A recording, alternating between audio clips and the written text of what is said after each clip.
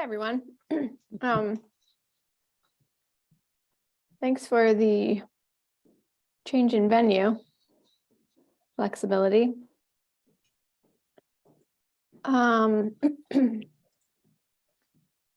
Just pulling up for information. Here, I'll pull up the agenda. Oh, Sorry. okay, that would be great. Thanks.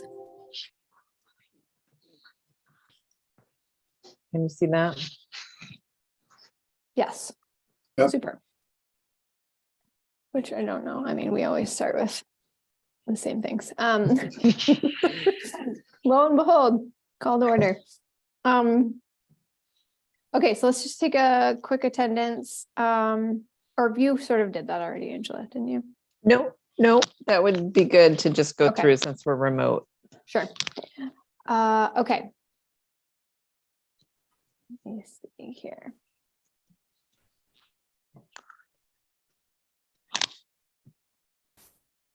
Can you see everybody? Hold on. I did, but then.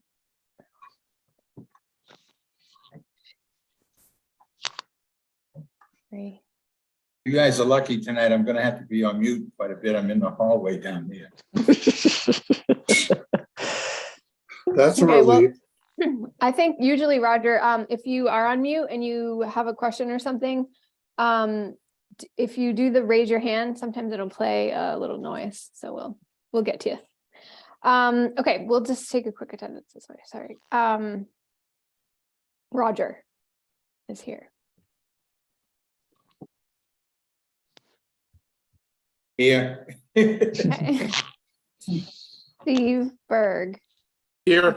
I can't see anybody, everybody anymore, so it'll be a surprise. Portia. Hi. Here. Oh, Portia's here. Great. Craig. Here. Tuck. Here. Alan. I am here, and excuse me, but I have to say hello to Mr. Bray. I haven't seen him in ages. Hello, Hi, Bill. back at you. How are you? Good. Nice to see you. Michael is not with us, and Nick is with us. I am here. Great. Thanks, everybody. Okay, our second item is approval of the minutes from January. Everybody receive those? Have any questions?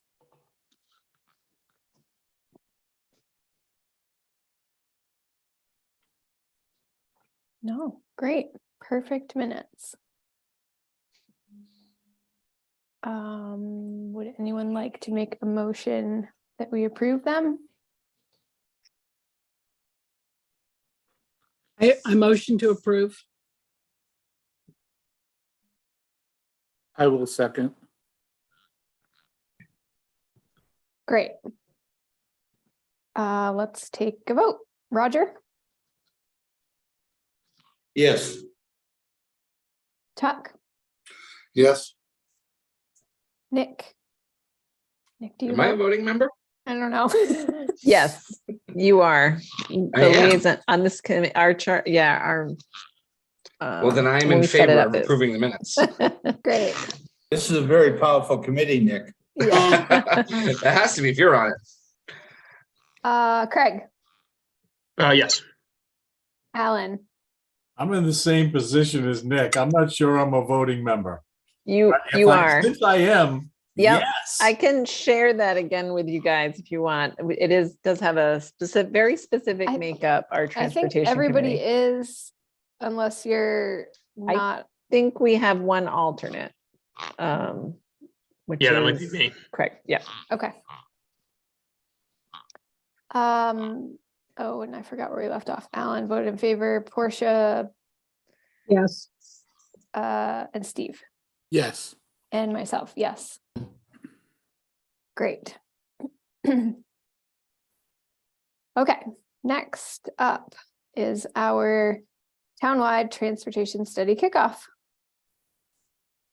Okay, I guess I will start the conversation and let me change, I guess. Not quite sure we want to start off by maybe a little bit of background. When we first talked about the transportation study, this group did a full brainstorming session together. Then we did separate and kind of ranking and prioritizing. And then we came back together and did a third round of kind of putting these in different buckets, kind of looking at different categories and where we wanted to focus the townwide transportation study. So that's what I have on the screen right now is what I had provided actually to our traffic engineers to kind of start kind of looking at the scope of work that this would entail for them. And that's why I invited Bill Bray and John Adams will also be working on this. And I believe T.Y. Lin, Tom Errico is another consultant working with this group. And so I thought it might be good to circle back now that we had a very long laundry list of things that we need to tackle.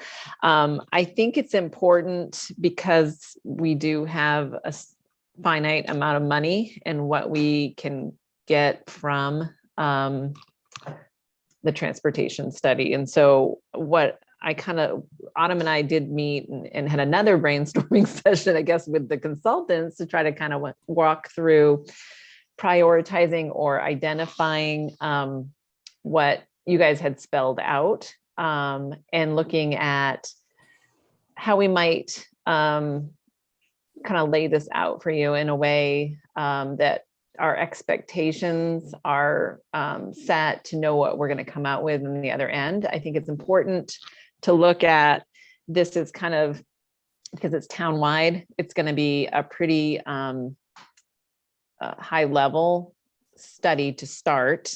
However, I think what I'm hopeful to get out of this is kind of a roadmap to how we address the transportation needs in town. It kind of looking at least touching on everything that we kind of brainstormed to go through and give us recommendations on next steps at a minimum. I think there's opportunity though to dive deep and maybe detailed on a few items. And that's where this committee really needs to kind of set what those are, what are those highest priorities that we want to spend our money on in this study. I think moving forward, we'd probably be looking at additional studies or additional design work or additional analysis in different areas, but more detailed and focused, right? So I guess I just wanted to set that stage a little bit and kind of hopefully Bill being here, he has probably the most experience probably of anyone with transportation and traffic in the town of Scarborough. He used to attend all of our transportation meetings when I remember when I first started. I don't know how long you were doing that, Bill, but he used to do that on his own time, come to our meetings. So I think there's a lot of history there and experience that's going to help us through this process and looking at kind of where we come and where we're going. So I guess I'm going to hand it over to you, Bill, and I don't know if you have something prepared to kind of walk through, or if you want me to share anything, I can do that. Or I can pull up anything that you need. Might be worthwhile pulling up that document that John put together and submitted. I must admit, I'm sort of pinch hitting for John on a portion of this. So if I stumble a little bit, please excuse me. John has a family issue that's very critical to him that he needs to attend to. So we talked about it Monday, and I agreed to try to do my best to carry the load for both of us instead of, I only had a select number of these that I was going to talk about, but I'll provide the input that I have, and then certainly I want to listen tonight and get more detail on this so that when we develop our proposal back to staff and through to you as the committee. We want to make sure we capture and do what you want us to do and do it to the level that you want us to do, because I think that's critical. It's, in my opinion, to do something that really has no meaning to it, or is just a line on a piece of paper without any meaning, I'm not sure is what you really want to see. So I think it's really, really helpful to us if you can kind of guide us, you know, the areas that you want us to drill down a little bit and get into the details a little bit more, or the areas where we can, you know, maybe just look at some long range thoughts of where, you know, a possible street connection, or as simple as a pedestrian connection from one trail to another trail, or something to that level. So I think what I'd like to do, because it'll help me get myself going here a little bit, is talk about task 4, and then I'll work back up to task 1. Task 4 is actually something that we've talked about here in town for, well, a number of years. And clearly with the development that's occurred on and around Hygges Parkway, that roadway has changed dramatically over the last 5 years. I would, maybe even less than that. We've got volumes that probably equal to the only streets that may have greater levels of traffic are 2 major arterials and the Route 1 corridor. And that's only going to continue to grow, especially as Market Street within the Downs gets punched out onto Hygges Parkway. That's going to open up a completely different level of traffic at that on that roadway. Right now, any developer that has a tract of land and needs access out on the Hygges Parkway, based on the legislative designation of that road as a controlled access highway, as long as they comply with those regulations and meet the town's site plan ordinance, they can put a new entrance in. And in most cases, because of the volumes, you're going to need some sort of a left turn provision into that access. So I think it's a critical point in the, if you will, the history of Hygges Parkway. We need to really look long-term here. What do we want as a town, this road to look like? I guess one of the visions that one of the members of the consultant team, we look to the one that's, if you're familiar with the section of Route 1 over in the town of Falmouth, right across Martins Point Bridge. That was a 4-lane roadway, I'm guessing 15 years ago, maybe even a little bit more than that. And I think they very creatively have turned that into a much more controlled roadway, where yes, there are turn lanes, but those turn lanes are at designated spots. There are pedestrian crossings. They're high-level pedestrian crossings. And it was our thought that perhaps that is something that the town may want to look at long-term here on the Hygges Parkway is, you know, how do we provide access into the developable land? How do we limit the number of access points so that you don't need a left turn lane every 400 feet? But how do you also provide for pedestrians that are presently walking or running on within the shoulder areas of Hygges Parkway? We've even got people that walk. I travel that section of road at least 2 to 3, 4 times a day. And, you know, it's dramatically changed in the last 5 years, as I stated. So I think this is something that we feel comfortable that we could certainly assist in developing some options of how this highway, and I'll call it a highway, might want to look, you know, long term.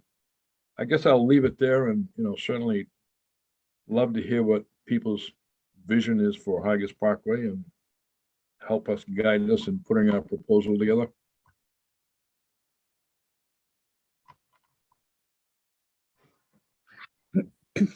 Well, Hi, Angela. Oh, go ahead, Portia. Oh.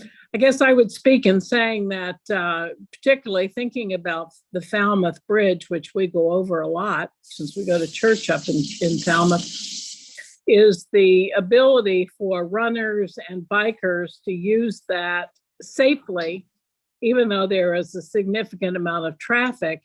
One of the pieces is they limit the speed limit, which is an issue.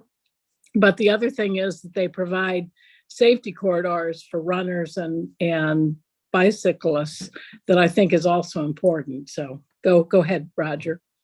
Well, I was just gonna mention the roadway over there by, Lowe's. Would that be something, Bill, that you could visualize the, parkway becoming? I'm sorry, I was writing something down, so I only captured part of what you were saying. I didn't want to miss. Yeah, what's the name of that road, Angela? Gallery Garber Boulevard. Gallery? Lowe's in Walmart? Gallery Boulevard? Yeah. Yeah, Gallery Boulevard, Boulevard, yeah. Could you envision something like that where it's, the sidewalks, there's trees planted in the middle and stuff like that?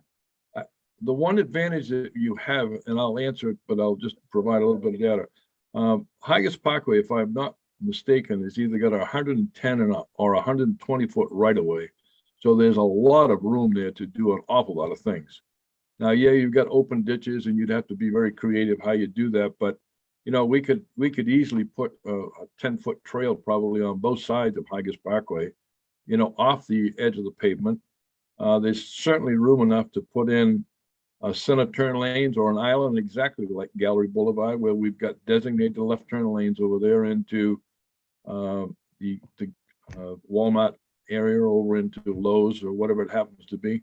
So yeah, I think that's also a very good example. And again, I don't know what the speed limit is over there right off the top of my head, but generally I think the speed of traffic through that is relatively controlled. And we've got folks coming off of the turnpike right now going straight across on the Hygges Parkway. And I've noticed it a lot. In fact, we've talked internally about it. The speeds, in my opinion, both coming off and going on to the turnpike are excessive, especially when it's congested. So I think that's something that really does need to be addressed, and try to come up with some creative design that kind of provides a safe haven for everybody that wants to use Hygges Parkway. I'm not a big talker, so I'd rather have other people talk here. So, but that's kind of what my earlier thoughts might be. Alan, go ahead. Well, I think that in order to answer the question, the bulk of that road, I believe, is a 45-mile-an-hour speed limit. Correct. Hygges Parkway, with the early part of it coming off Route 1 is 35. And then I think it reduces down to 35 right towards Payne Road, but I could be wrong on that. But in addition to that, in terms of what I personally think that I would like to see, is that given the connectivity into the downs off that road, I think it would be great if we could include some form of street, and now that I'm talking, it's eluding me what we call it, but similar to a complete street that would provide areas for bikers and pedestrians. And I'd even like to see it reduced down to one lane in either direction with some kind of an esplanade or something in the middle, because I think that that's going to be a highly used road in the future, especially when the Downs opens up the road that's going to go into sort of the center of the Downs. So I think if we can do something to access control that or slow it down some, which might be very, very difficult for us to do along Route 1, for example, because the state won't let us do stuff there. We ought to take the roads that we can control and get those down to something that's more passable for pedestrians and bikers. One thing, and I'm not sure who is aware of it or not, but one thing that the Downs, when they do punch Market Street out onto Hygges Parkway, and it will be shortly thereafter, I would say, that intersection will actually become signalized with full actuated signals. And there will be a pedestrian crossing going from Market Street over to the other side of Hygges Parkway. And then ultimately there'll be a sidewalk that's built up to the Payne Road corridor. So at least that's a starting place. I think that signal actually will have a profound benefit to slowing traffic down through that corridor. Bill, do you know if that's going to be a developer sidewalk requirement, or is that going to fall on the town's responsibility? That sidewalk that I mentioned is actually within the traffic movement permit that was issued to the Downs for their project. And Okay, it's my recollection that they're required to build that in 2026, perfect. part of their project.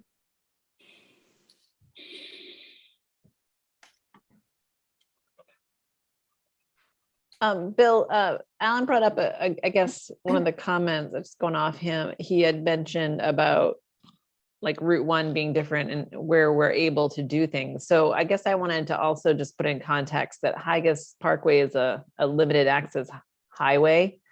I know you keep calling it a highway because you're a traffic guy, and it actually is a highway, right, from DOT's point of view. So, and I know we've talked about it in this group, Jen has brought it up before about how we approach the DOT to try to get them to look at this as something different than, you know, just a mobility corridor of sorts. And I guess obviously putting it in our transportation study and really looking at this is what we want it to look like and envision it is first step, right? To try to present that to DOT to say, this is the vision from the town. But is there, have you thought about that at all? Is that a heavy lift? Is that something we need to go multiple prongs, you know, at it to try to get a change with this corridor, do you think? I think it's critically important to involve the state traffic engineer in this process. Because again, that roadway is a controlled access. And technically the legislature is the only one that can change that designation. But it's not the first controlled access highway that's been modified in the state. So, but I think the state traffic engineer needs to be, and perhaps he's even invited as a part of this committee, at least to deal with this particular issue, because I think he would be very supportive of doing something to, because again, all it's going to do, we're going to have this tunnel vision where we're going to have a left turn lane at every driveway. And I really don't think that's the desired approach on that highway. So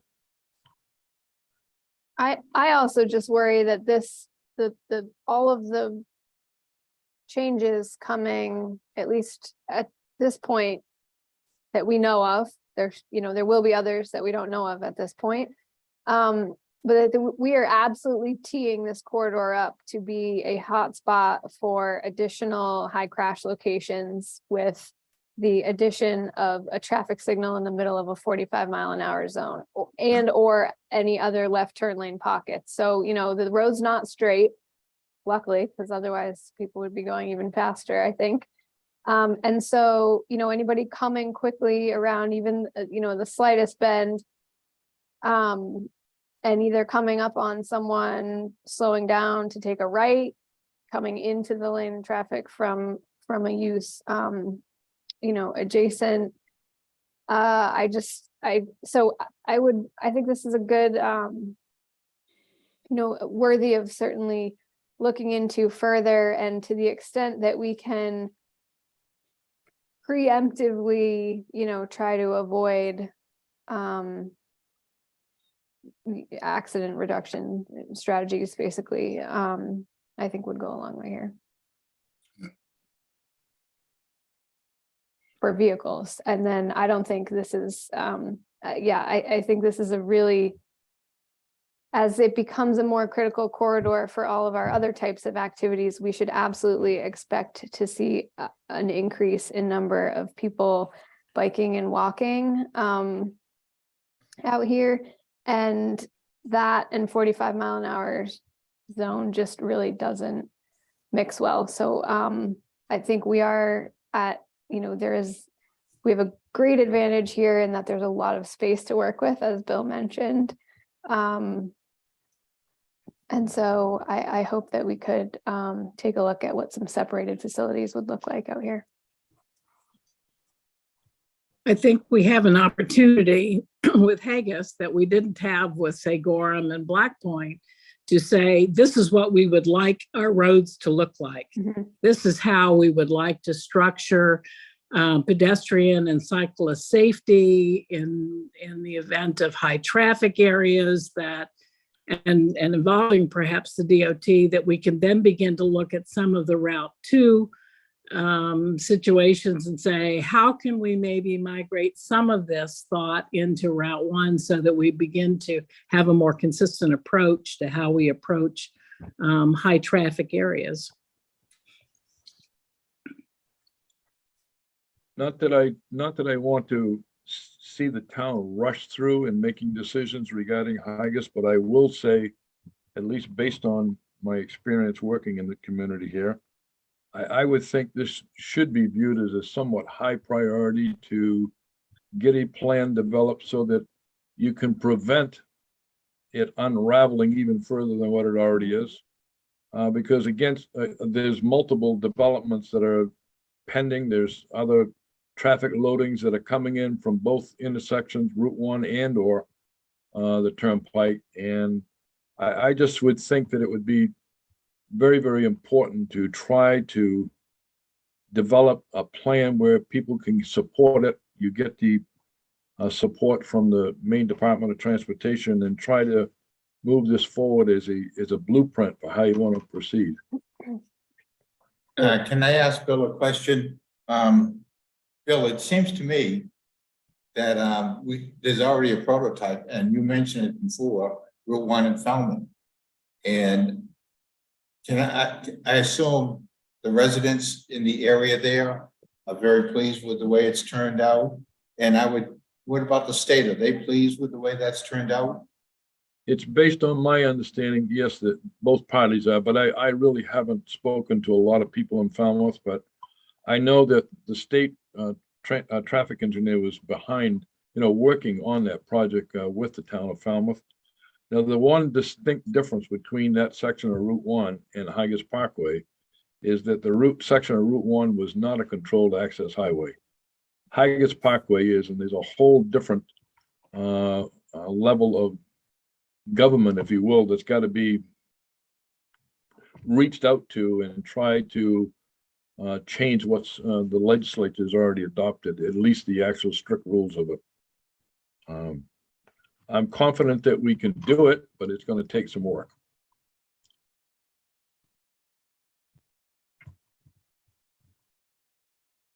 I have a question kind of on this.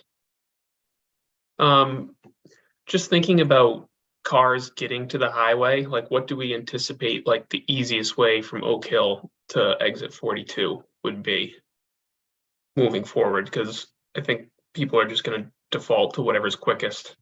I guess if you think of it that way, you might get some unintended traffic through areas that you don't want it.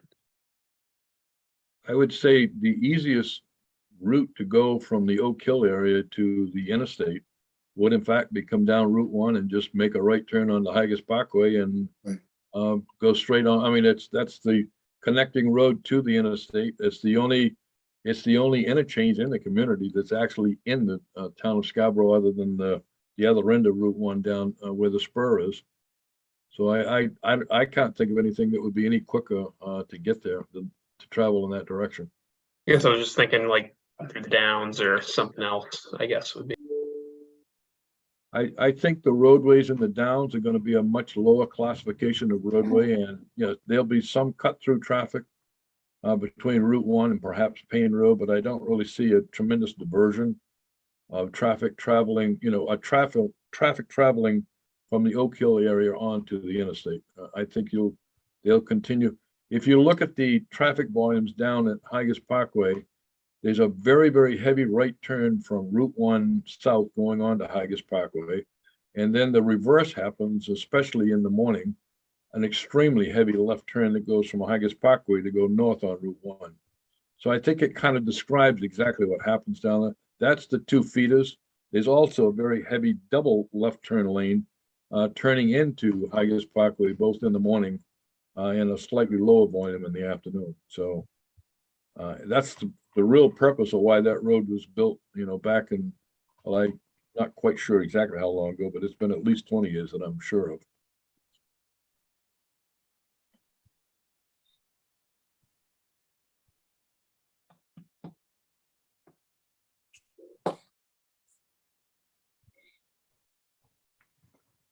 do we want to move up to task number 3, or do we want to talk a little bit more about that? I don't want to certainly direct this evening, because I know we have a long ways to go before we. Yeah, will have a- Nick's got his hand up. So does an Alan. Yeah, Alan's had his hand up for a while. So I'll let Alan go first. All right, thanks, Nick. I gotta make sure I lower it here so that I don't hog. Sorry, Alan, I thought that was a holdover.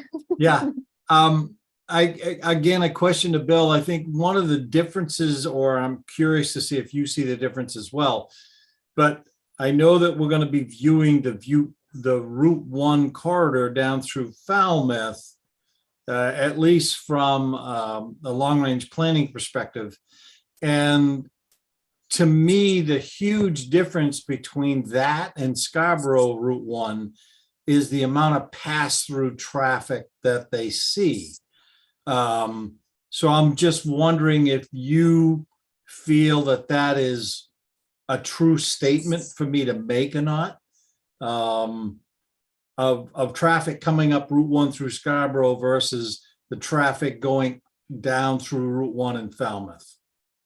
I don't think there's any comparison between the two sections of roadway. Based on an origin destination study that was done when we were actually looking at Oak Hill to see if we could come up with some improvements. The traffic modeling shows that approximately 25% of the traffic traveling on Route 1 is actually an external trip that just uses Route 1 to go to another external destination outside of the town of Scarborough. So basically, a quarter of the trips that are on Route 1 are just using Route 1 as an arterial to get to their origin and or destination. So, and again, that's you get people coming from Old Orchard Beach, you got people coming from portions of Saco, that it's easier for them to come up and use the Haggis Parkway than it is to go back in the other direction down through exit 195 is. On a percentage basis, Bill, how does that compare to other areas? Well, I don't think you see a lot of through traffic using the section of Route 1, for example, in Falmouth. I think that's local commuter traffic. Yeah, perhaps they're traveling, they're coming in out of a portion of Portland, and then they're taking Route 1 and then connect back over to 95 up through the Buckingham Road or something, using the ramp system there.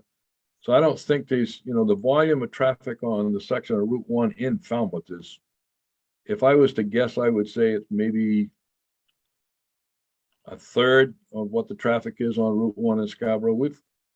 And I haven't checked the volumes lately, but it used to be in the range of about 30,000 cars a day use Route 1 in Scarborough. Now that volume may have gone up a little bit, may have gone down a little bit. I don't know, but I'm guessing it's in that neighborhood. And Falmouth probably maybe 18-ish or something like that. Again, those are just guesses. I've looked at those not that long ago either, Bill, and for the same reasons, Alan, trying to draw some connections, like Route 1's a really long road, top to bottom. So there must be another section of it that's like the section that we have, but our volumes are very high. Okay. There's a lot of throughput there. And I would just offer one comment, based on what Bill said, that means 75% of the traffic on Route 1 can't be diverted. So that means it's local traffic. So 75% of that volume is going to or from somewhere in Scarborough that you would need to use Route 1 for. So gas station, getting home, groceries, something like that. Correct.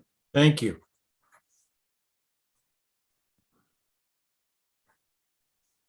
Nick, what was your question? Yeah, while we were talking, I was just Googling controlled access highways just to kind of wrap my head around is this a benefit to us, or is it more of a hindrance to have it be a controlled access highway? Because just reading through the provisions of it, it looks like there's quite a lot the state can do. And I don't know if Bill can tell us, does the state act on our prompting or our request? How does that interaction work with the controlled access highway? The way it's been handled with the state traffic engineer's office there's been a number of developments that have come in on Higas Parkway that the predetermined access points for all of these parcels was established by the legislature. And obviously that doesn't always work. It works fine on a piece of paper, but when you've got different property owners and, you know, their needs are different than what it was planned 25 years ago, there needs to be some flexibility in where you define those access points. And the state traffic engineer has used the philosophy that if you're going to come in and you're going to put in a new access point, then you have to give up the existing access point that the legislature established for your parcel of land. So that has at least allowed people to continue developing, because there was places where we had access points that were going into a wetland. Well, obviously they couldn't do that, and so they've had to move them. I think generally speaking, the state is relatively, well, depending on who you speak in the state, I should say, the state traffic engineers comes to mind, is very flexible and tries to help make things work instead of becoming a roadblock to give reasons why you can't do something. So Yeah, I guess as I would just add, Mhm. oh, sorry. go ahead, Angela. I would just add that I think that's also, we can use it as an advantage when we talk about limited access, because I think we just did our Route 1 corridor study where we talked about access management. I think the good thing about this is 2 lots, abutting lots, have one entrance. Like we're looking at, there's a few developments that have come and gone through the planning board, might not necessarily have been developed, but are required to share an access point, which is actually helpful when we're talking about those left turn pockets and things like that. So I think there's some elements that are in place that might be helpful to us, rather than like when we look at Route 1 in Dunstan, part of the challenge we have is everyone gets a driveway and they're all over the place and you can't get in and out of those driveways, right? So we can use that sort of to our advantage in that respect. And then other thing, I guess the point I would bring up is that I think with just the limited, or I say the demand for housing and other things, we're seeing in other places, the limited access highway, like in Westbrook, is getting pressure just because of the housing crunch and kind of pushing these. And I think that's where it gets back to what Bill is saying. What I'm hearing and seeing is that the state traffic engineer is sitting at the table with communities saying, what's the end goal? Where are we trying to get to? And mobility is still a key thing. Like I think Craig brought up, we still have to get to exit 42 and off exit 42.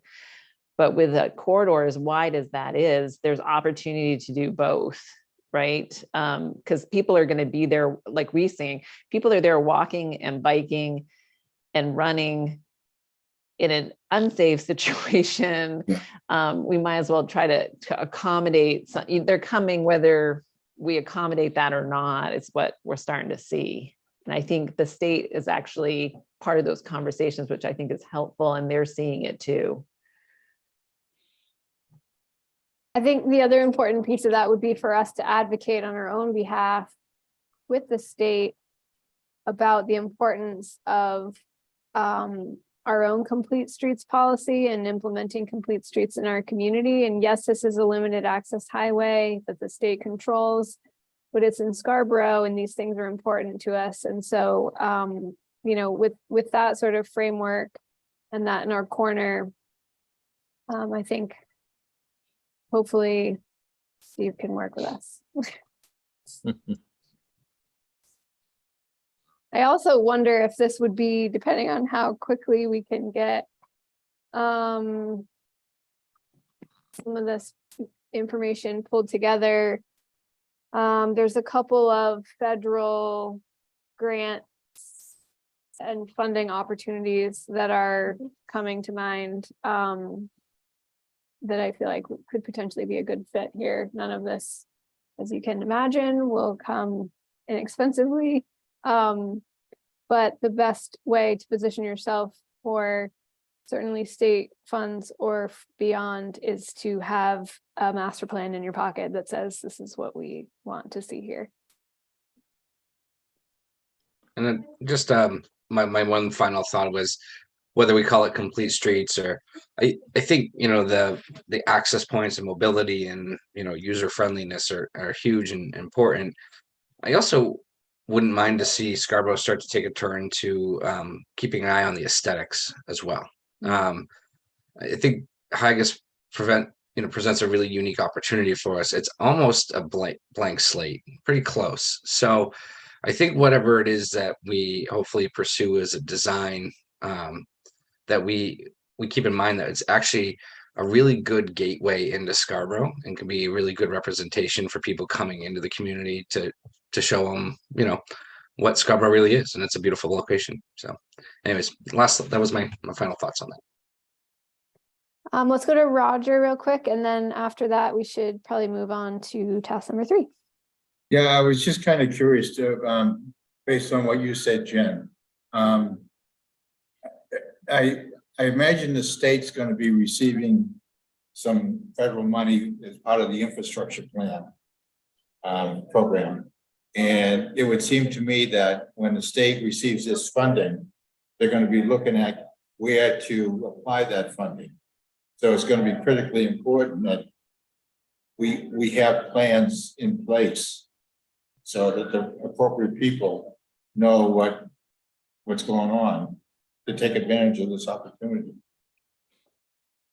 It's also a very unique opportunity if the town so chooses. You could also set up an impact fee for improvements to Haggis Parkway. Because there's an awful lot of development that's still to go, and there's an awful lot of traffic that's still going to continue to grow and want to use Haggis Parkway.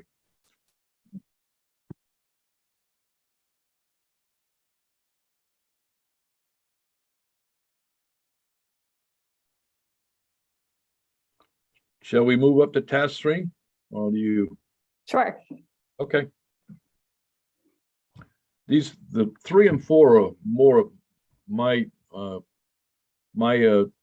typical type of things that I work on, and 2 and 1 would be more John and Tom Errico, but I'm going to try to stumble through both of those. But task 3 is something that we've done a lot in the town, and I know I get kidded all the time that you probably know where all the problem areas are in the town. Well, I do think I have a pretty good idea where they are, but I think it's worthwhile in task 3 is to look fresh at where the high crash locations are in the community. Where do we have not only high crash locations, but high incidence of crashes, not necessarily meeting the DOT criteria for a high crash location, but still significant numbers of crashes. I know Angela had me look at the intersection of Saco and Gorham Road, and we were both kind of surprised when we found that intersection is actually a high crash location, and it's got some very pronounced problems out there. I think they're fixable, but they're clearly very, very serious problems. And the number of accidents, if I remember right, there's like 29 accidents that happened in the last 3 years out there. And again, I thought I knew the high crash locations in the town, but that one definitely, I missed that one altogether. So actually obtaining that information from Maine DOT, I already have asked them for that. In fact, I think I already have it in my folder in the office here. So I know where most of the high crash locations are, and I definitely will know from that data. So I think that's one thing that really should be done. Look at that. I think the next step or the next item that really comes into play is I think it would be very important to identify on an aerial map where the actual areas are where we have high levels of traffic congestion, not only during the peak hours, but we have intersections now that are starting to show up as heavy congestion even during off-peak hours. One of the thoughts, and we didn't include it here, one of the thoughts, if there is a way we could do it, back in the 2006 transportation study, we actually had some traffic modeling work done and kind of did that modeling work and reached out 10 years in the future and just see what types of additional hotspots that are going to surface in the town that are presently not heavily congested areas. One of the areas that comes to mind is the intersection of Muzzy Road and Payne Road. That's always been an area where there's been a fair amount of traffic using Muzzy Road. That actually has increased considerably, and the volume of traffic on Payne Road is significantly changed over the last 3 or 4 years. So I think in doing task 3, we'll at least have a good handle on some of the areas in the community that really need to be focused on before they get to a point where you have very expensive solutions to them. Bill, I don't think that we capture any information with regard to incidences of pedestrian or bicycle crashes. Is there anything that gives us some kind of percentage of vehicle congestion that says, 2% of vehicle congestion is relative to bicycle or pedestrian issues? We can certainly, I don't know off the top of my head, but it's certainly something that we can research. Now, I do know from the accident standpoint, DOT's records actually show you how many pedestrian accidents, how many bicycle accidents occur on every single intersection. Okay. So that is something that's available right now. In fact, I have those reports. And that's something that would be very easy for us to at least create a summary table so that we could identify where some of those, if you will, hot spots are for pedestrian and or bicycle problem areas. Yeah, Bill, I was going to add that too. I think that's a really important point because, the high crash rate locations are based on vehicle, they're based on all crashes, but correct me if I'm wrong, I think the DOT's window backwards is typically 3 years for analysis. And I don't know, the human being in me just feels like, and I understand that any one incident, needs further looking at before you redesign a whole section of road, for example. However, we have had, there are locations in Scarborough that have had multiple pedestrian fatalities at them in close proximity to each other, but they span the 3-year window. And so they don't trigger any sort of red flags at DOT. And that's hugely concerning to me. I don't think anyone should die on a section of road in our town because because it doesn't happen often enough. So I hope that, you sort of spoke to this at the beginning in terms of, taking the DOT's criteria on this and perhaps expanding it a little bit further, but that for vulnerable users like that, that's just something that I really hope that we could elevate and focus on as well. Well, actually, we can actually talk to the crash section of DOT, and we can go back, I think, as many as 10 years at any location if we choose to. And they will give us a report for that 10 years that shows us all of the types of accidents, the causes of those accidents, where they are and everything. So, that's something that I think it's a good point. We probably ought to go back and dig a little deeper to see if we're just missing something by just limiting it to 3 years. I think that's an excellent point. That'd be great. Roger, you had your hand up. And you're on mute. I want you guys to hear all the background music. When I actually look at task 2 and 3, I see some similarities. And what I mean by that is, once we can gather some actual current data pertaining to those 2 tasks. And I'm assuming a lot of this is going to have to get approved by the town council. Because there might be some local funding involved in this. But once we get the data, I would strongly suggest we go into the various neighborhoods, the various sections of town.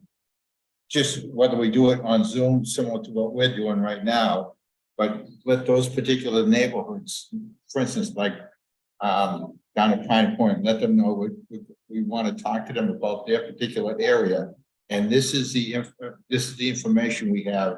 What do you folks see? What do you perceive to be the real issue down here? While making sure they understand that there are priorities. Not everything's gonna get done. But we want to know, is there a correlation between the hard data and what their perceived notion is of their particular area? That way we can get buy-in from the whole community. You know, they'll know what we're trying to do, what the town's trying to do.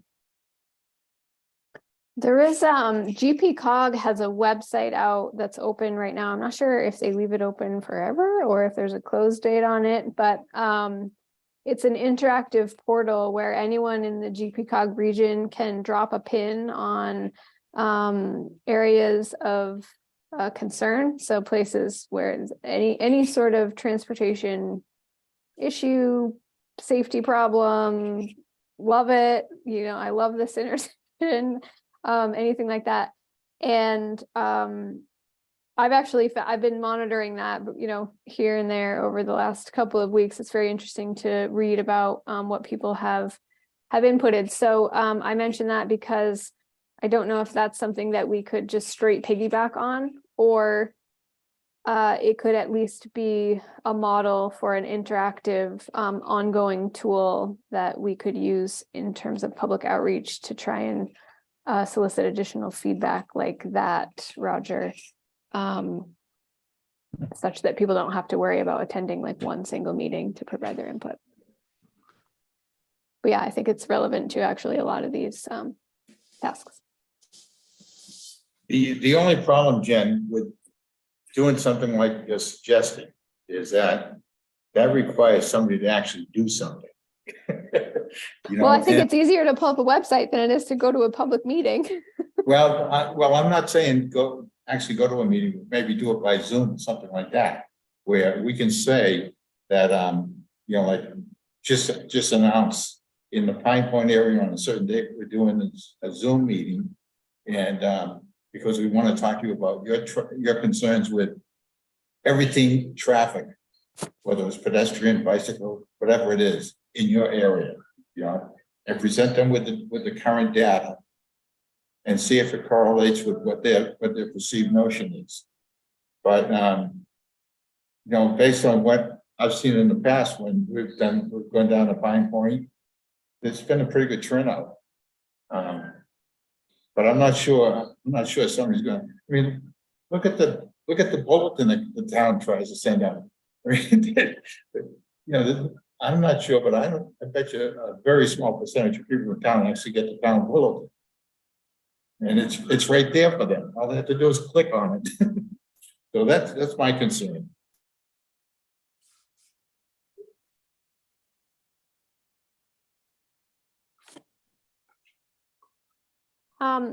Bill, I have one other thought on, I don't know if it fits in the task 3 bucket or somewhere else. But one thing that I feel like, particularly as a planning board member, that would be helpful for this study to take a look at, and again, I don't know if this is part of conversations that you've had between town staff and your team or not.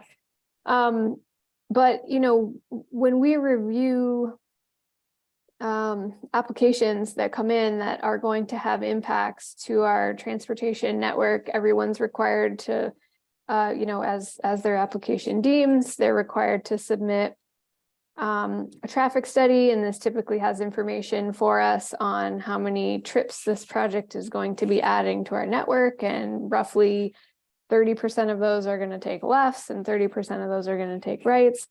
And you know, in theory, and so actually the model that we use here that's been really helpful for the Downs projects is a scorecard. So we have this running scorecard that tells us kind of how many trips we're up to overall from each of these little different pieces from the Downs developments. But we don't really have we don't have a sense for that for the overall town. And, you know, there's probably some areas of town where it's less critical, but the ones, you know, projects that come in that add trips through Oak Hill and through Dunstan Corner, those always, you know, we're kind of flying blind a little bit because we just keep we keep saying, okay, okay, okay. But we don't know. We don't have a good reference for how much capacity we have left. We're just sort of piling on to the problem at these intersections that we know that are already, at capacity at certain times of the day.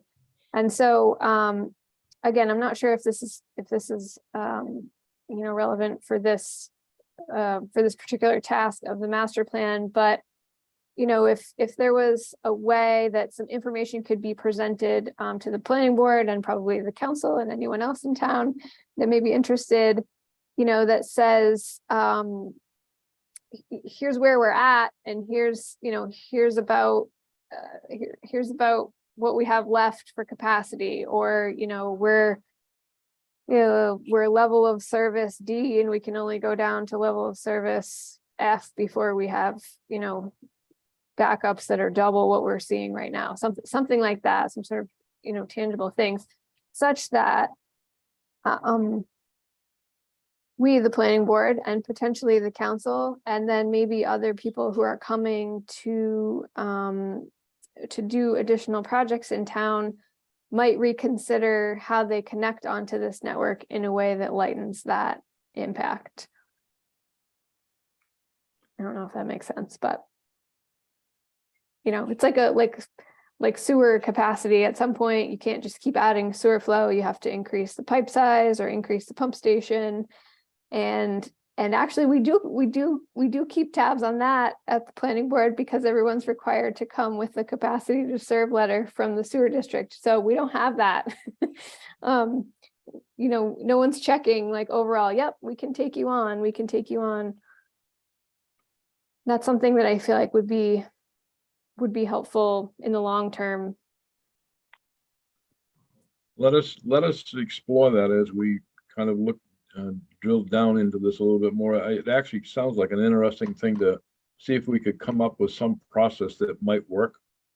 I would love to think that it would be as easy as doing the scorecard, but I'm pretty sure that it won't be. I know. I think it's still, what I think it is something perhaps that we could come up with some way to at least show what. It's like a thermometer or something like that. Yeah, maybe we could do something in that area but I thank you for sharing that with us.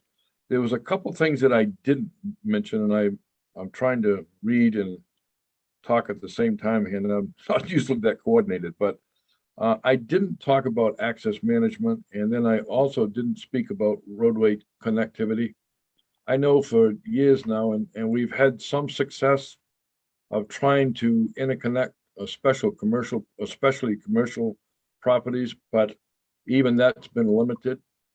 I just think it's so critical moving forward that somehow we create some mechanism that I hate to use the word forces, but maybe mandates in some cases the interconnection between different parcels. Because what we're doing is, we see someone pulling into one of the fast food places and then immediately coming out of that, making a right turning and turning into one of the drugstore facilities. Well, if they were interconnected, then we would have saved 2 trips. And, maybe saving those 2 trips cumulatively over a much larger area could have a significant impact on reducing congestion instead of increasing it. So I just mentioned those, and access management is always something that's easily overlooked because it's hard to focus on the many problems, but the DOT has some pretty stringent rules with their traffic permitting process. And I think maybe it's an opportunity for the town to perhaps tighten up some of their access management regulations.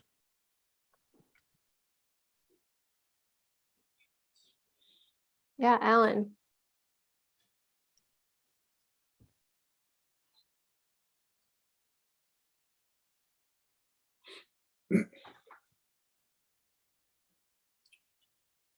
You're on mute, Alan. Let's try that again. Sorry.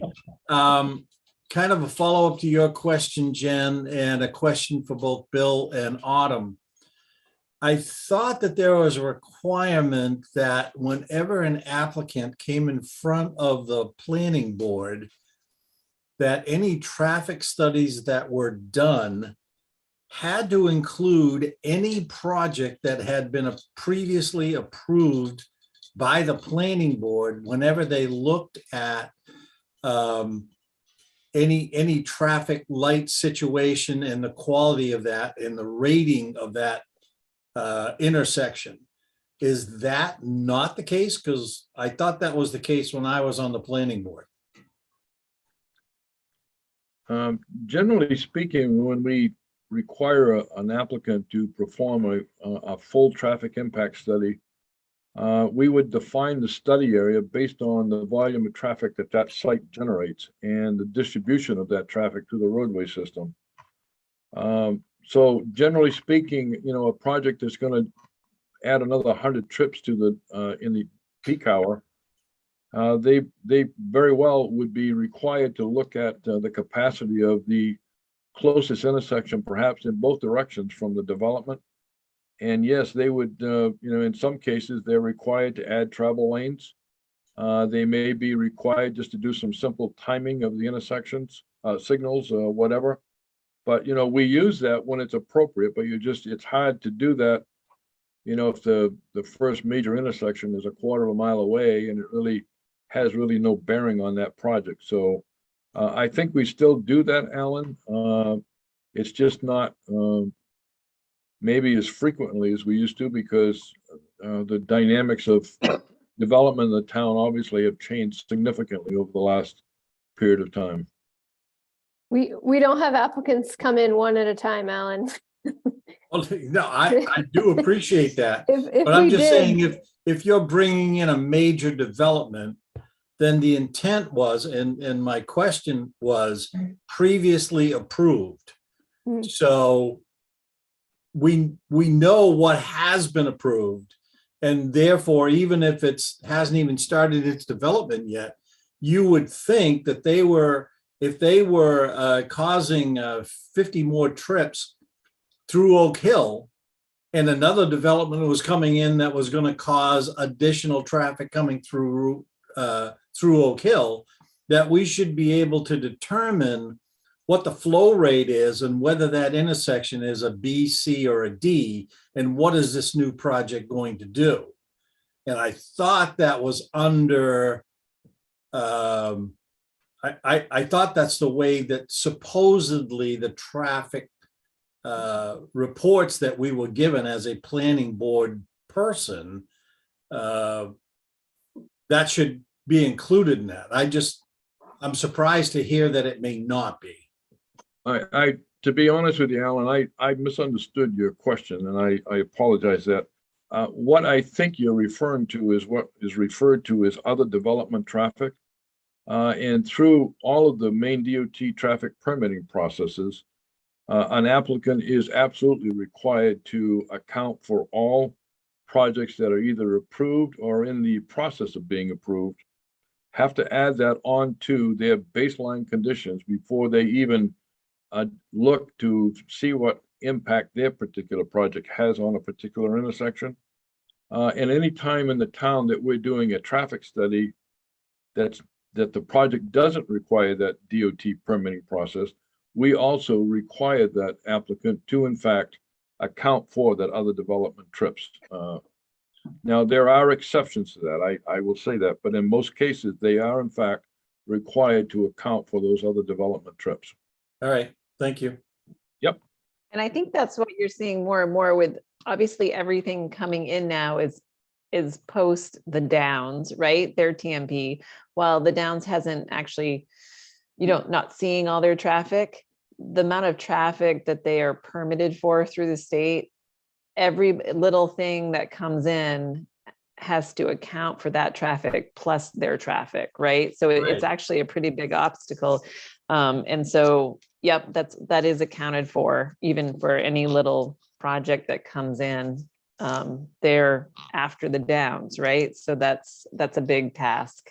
But that's the reason for the impact fees, because we don't expect the guy coming in that's going to actually break the back of the horse to pick up Yeah. the full price of what needs to be done at any given intersection. So I just want to make sure that we're not taking into consideration previously approved projects before another major project comes in.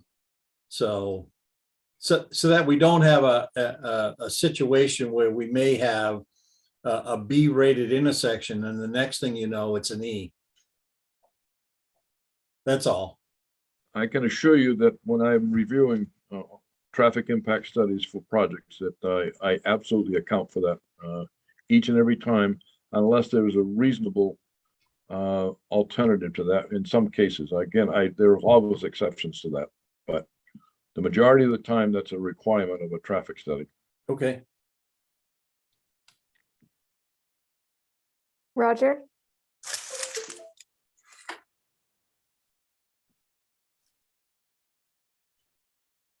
You're on mute, You're on Roger. mute.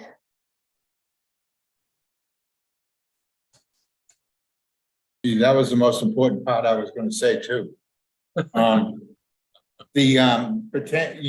the connectivity that Bill was mentioning, and as it pertains to planning board, one of the things I've often wondered, or often thought the planning board should be available to the planning board when a proposal comes before us. Typically, we get the proposal and we get the geography and everything of the proposal. And sometimes, quite often there's wetlands involved and things like that, which makes connectivity a problem.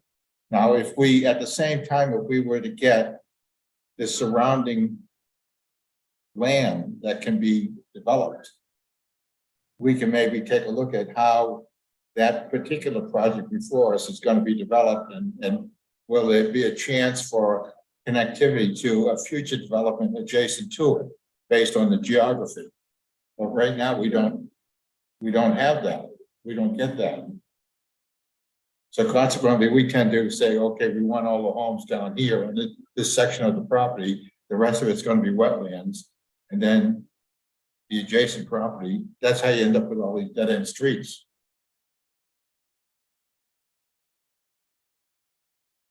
But do we have the right, if a development is coming in and we know that there's abutting land that could be used for development, do we have the right at that point to force that developer to provide interconnectivity between his development and some other future development that we don't know is going to happen or not?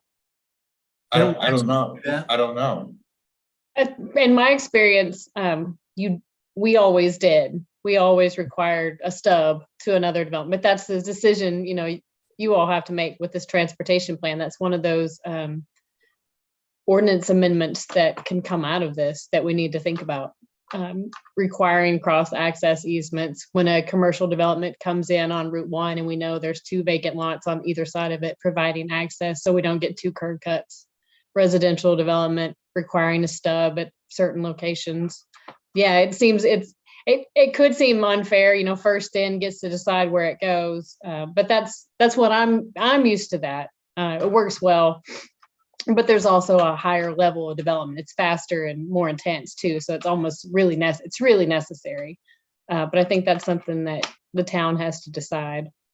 They want to be that strong with those requirements.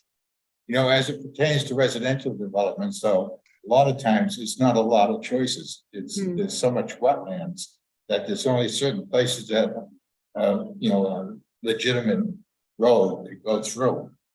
So. I think we're finding though that more and more of the wetland though is being developed. So what we've always, I don't know, it seems like there's a lot of examples on a weekly basis where you see properties that probably 10, 20 years ago, we said that will never get developed. It's getting developed now just because of the pressures, you know what I mean? And we always say all the good land in Scarborough has already been developed. So now they're going to what's next. That's what's coming in. Those I mean, you've seen it, you've mentioned it, Roger, all the preloads that are happening around town.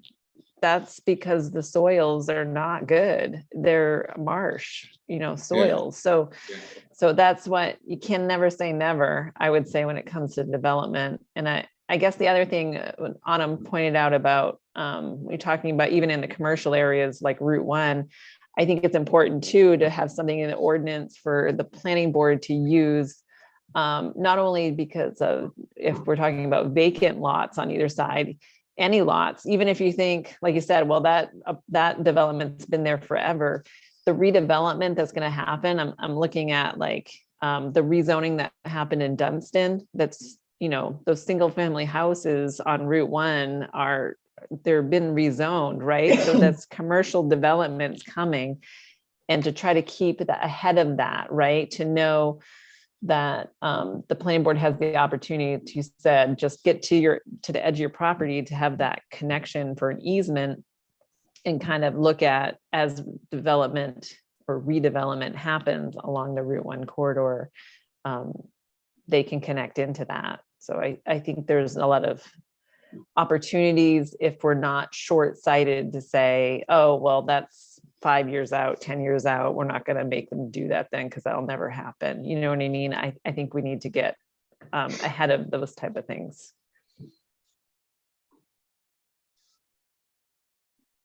Portia, I see your hands up. Yeah, I was curious, picking up on Angela's point, do we not need to look at perhaps connection stubs that I would call sub-arterial connections, particularly in commercial areas, so that people can go from, say, the pharmacy to the fast food shop without having to go out to the highway? That as we begin to look at commercial planning in Scarborough, that we say what also is important to us is that we don't keep dumping more traffic back on the highway just to get off.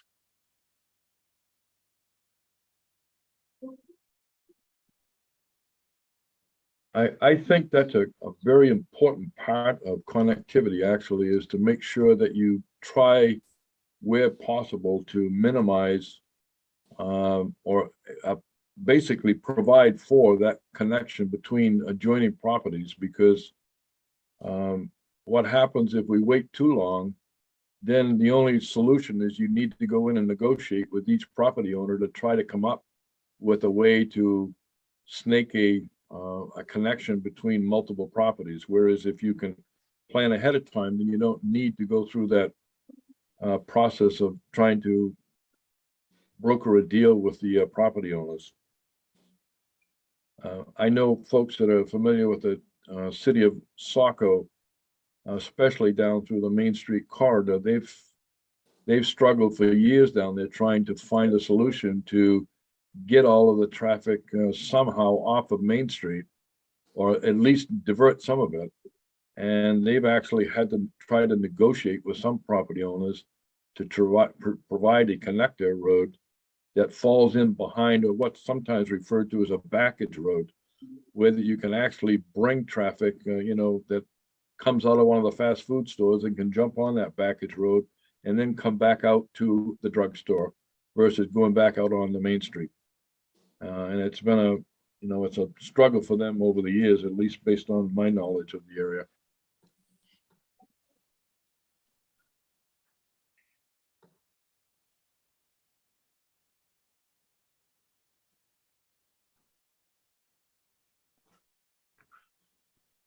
Great. Well, maybe is that a segue to task number 2, or maybe we've kind of talked about that a little bit already, Bill, but I don't know if you have other details that you might want to add.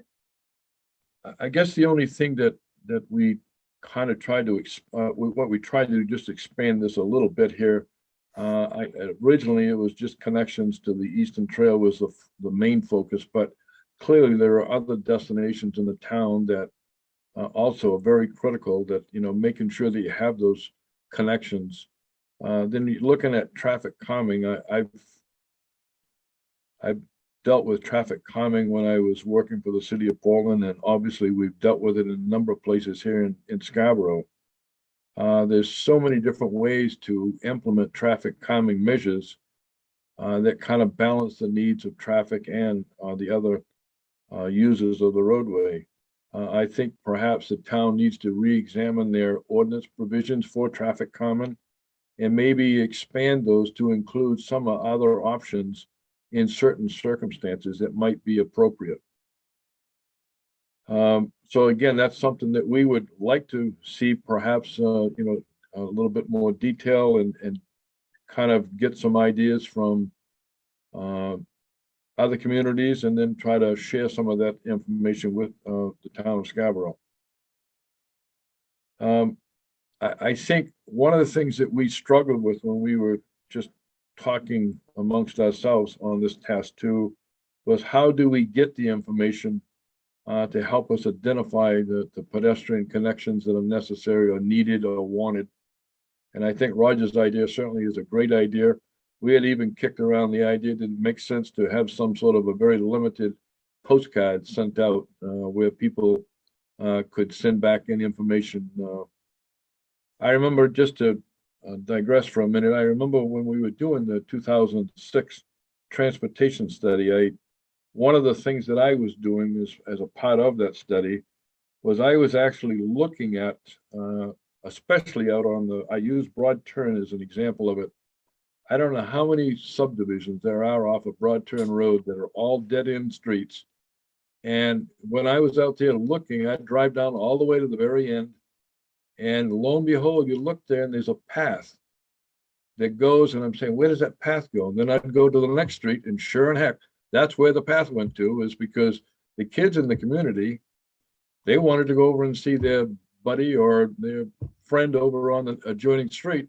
But the only way to do it, unless that path was being used, somebody would have had to get in a car and drive them down and turn around and come back up through the other street. And I just think that it's so important that we somehow try to address some of those issues, because I really believe that we would eliminate an awful lot of traffic if we could do that on some of the busier roads. And I don't know how we get to that, but I just throw that out as something that's always been something that I've always wanted to try to tackle.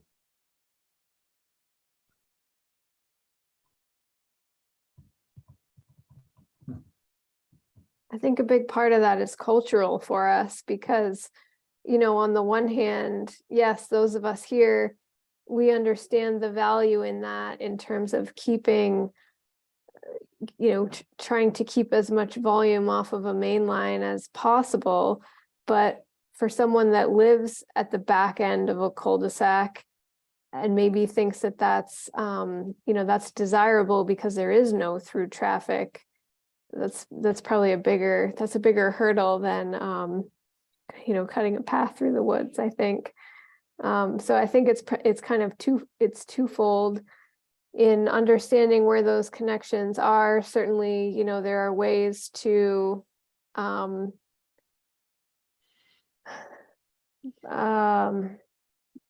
map out or otherwise draw attention to these sort of informal connections that we have.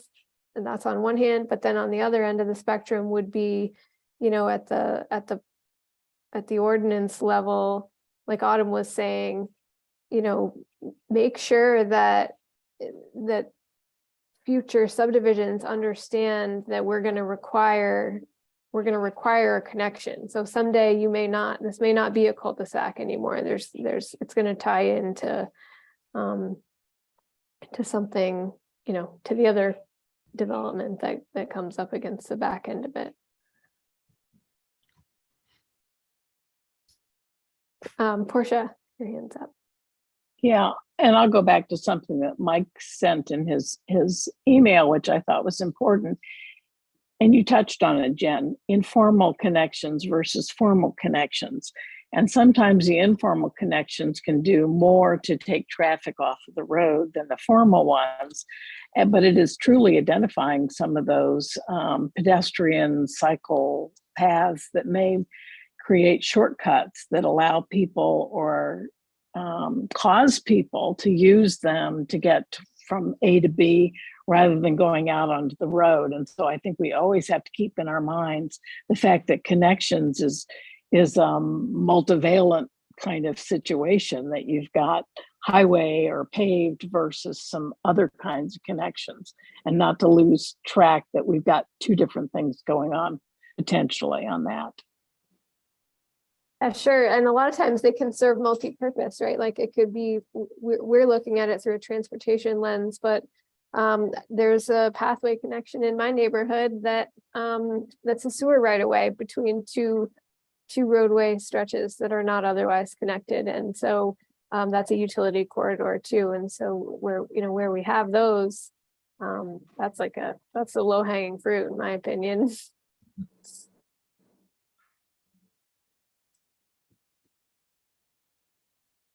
Does anybody else have anything else? Any other questions or comments on task 2, or should we move to task 1?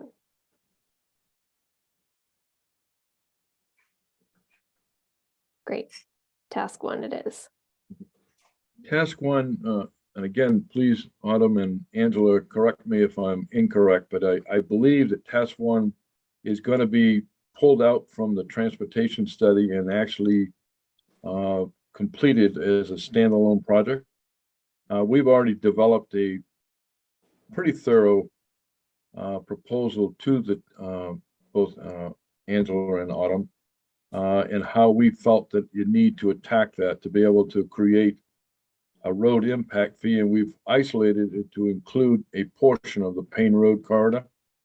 Ideally, it would be nice to do the whole corridor, but there's a couple intersections that are going to require an awful lot of work to get to a point where you can come up with a suitable solution where you can actually develop an impact fee from. So we've purposely removed them from that study at this point so that some additional work can be done in the near future. I think one of the things that we did, I'll just mention it, one of the things that we did include in this, and I'm sure everyone's on the meeting everyone in the meeting this evening is very aware of the Nonsuch River crossing on Payne Road.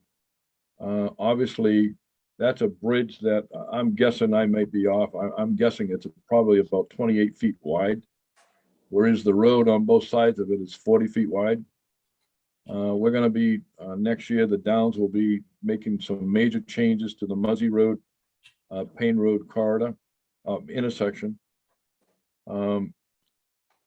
We felt that there's a perfect example of how you could introduce some sort of an impact fee to at least start accruing some monies that could be maybe leveraged against some either DOT or federal highway or DEP funds to actually reconstruct that bridge and make it a suitable width so that you could in fact provide bicycle lanes, the number of travel lanes that you need to maintain acceptable levels of service. So that was just one example of one of the areas that we looked at. Another one that comes into mind, and it's just the ante of what we've been talking about, is looking at the Higas Parkway exit 42 Payne Road intersection, because it's a high crash location it's been a steady volume of 30 plus accidents every 3 years at the intersection. If you get down there and watch it, there are vehicles, especially coming off of the turnpike, that are going very fast through that intersection. The volumes of traffic have significantly increased and will continue once the Costco store is developed. That's going to add a tremendous amount of traffic to that intersection. That's something that at least I think we need to be interactively sitting down with the Turnpike Authority and seeing what can be done on the turnpike side of the intersection and what perhaps is appropriate for the town side of the intersection to make it safer than what it is, control the traffic, and also provide acceptable traffic through the intersection. And I could go on to the rest of it, but obviously there's a number of tasks. It's going to involve doing some limited traffic studies. We have an opportunity to have a look at the traffic modeling work that was done for the Gorham Bypass Road. It's gonna have an impact clearly on the Payne Road corridor, hopefully a positive impact. So that stuff will all be brought into play and it'll be used in developing the preliminary improvements for key intersection roadway segments. And from that, then you'll actually be able to develop a road impact fee program for that section of the Payne Road corridor.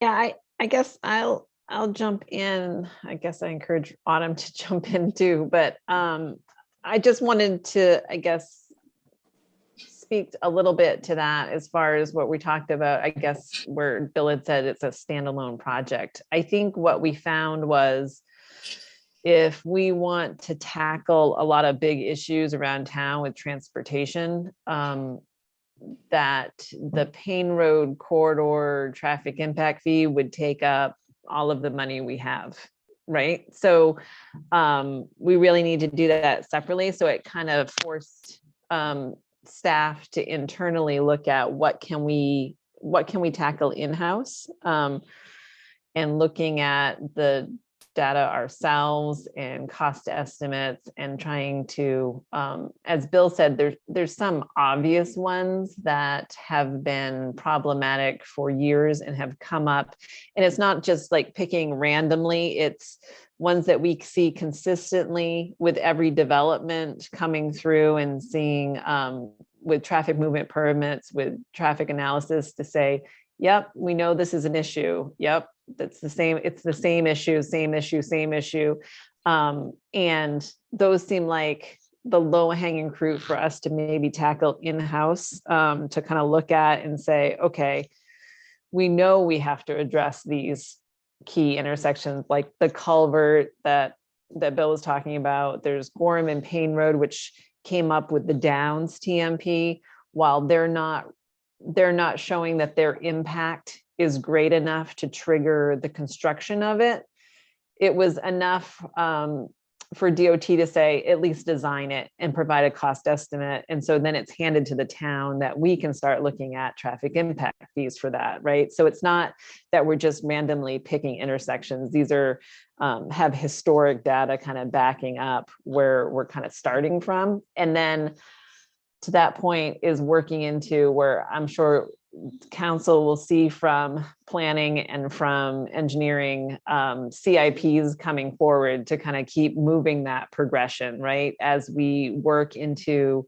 looking at more studies and identifying more areas that we need to address and make sure that the development is paying their fair share, and also that the first went in, last went in, those type of things aren't paying the brunt on one developer. So I just wanted to make sure it was understood. We're not pausing it or putting it aside or anything like that. I think it's definitely been told to staff that this is a high priority for us, and to move it along even faster and maybe more efficiently to get those low-hanging fruit in place so that we're not missing the dollars that could be coming in. The development that's happening is the faucet's running. So we need to grab it before, we miss that opportunity. So I guess I just wanted to walk through that a little bit.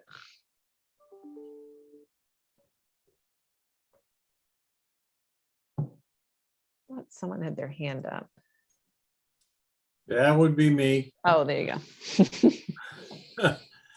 I guess my question is this, in listening to the last discussion, has anybody in a staff position tried to look at how the comprehensive plan that we just passed and its impact on where we want development to occur, and these high crash or high priority locations are? Has that been looked at so that as we look at priority, we're also looking at how we want development to occur in town based on the comp plan.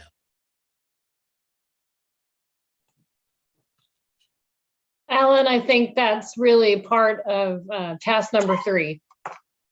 Okay, So task number 3 takes all of our zoning into consideration. Sorry, my dog's barking. Into consideration with the transportation plan and the streets that we have, and provides opportunities for new collectors if possible and new connections. So yeah, that's part of task number 3. okay.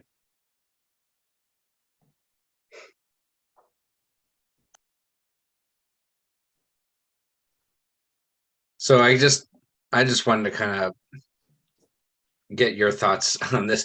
As I sit here and listen to it, it strikes me that we are either probably behind the 8 ball on a lot of our transportation and traffic improvements versus where we are with the stages of development in town. And like I said, this is just an observation.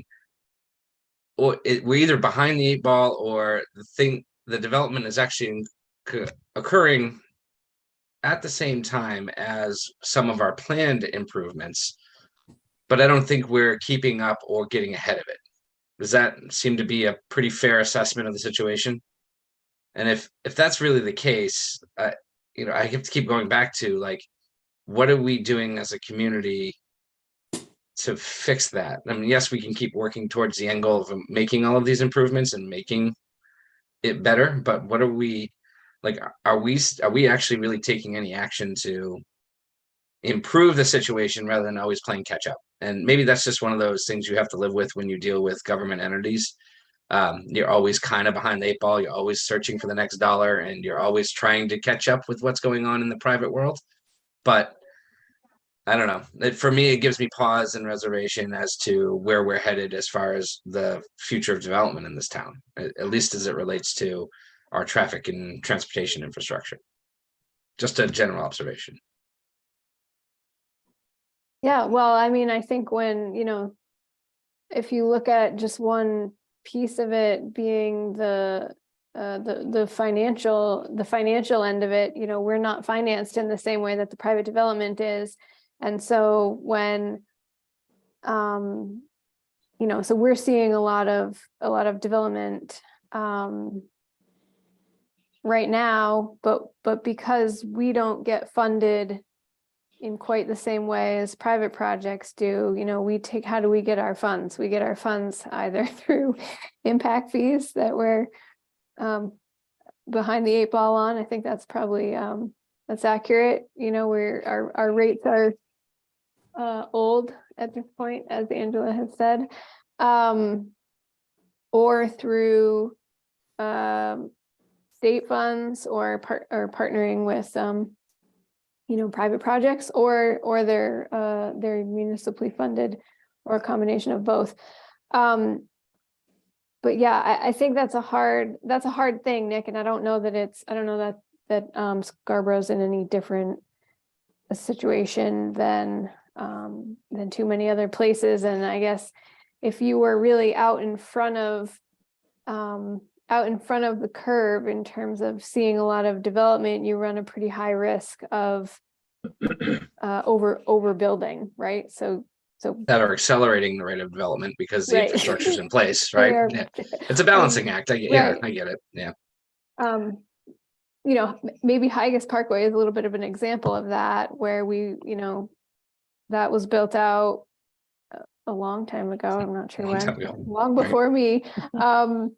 And we're just now kind of starting to see some of the development catch up on that. But yeah, I think it's a good point. And I think I think the point that's worth remembering with regard to that is that the only way out of that is a little bit of a discomfort, right? So because we can't keep up at the same rate as private development, that means at some point we're either going to be a little bit overbuilt, or more likely we're going to be playing catch up, as you mentioned, trying to mitigate traffic pressures in certain places in response to growth. And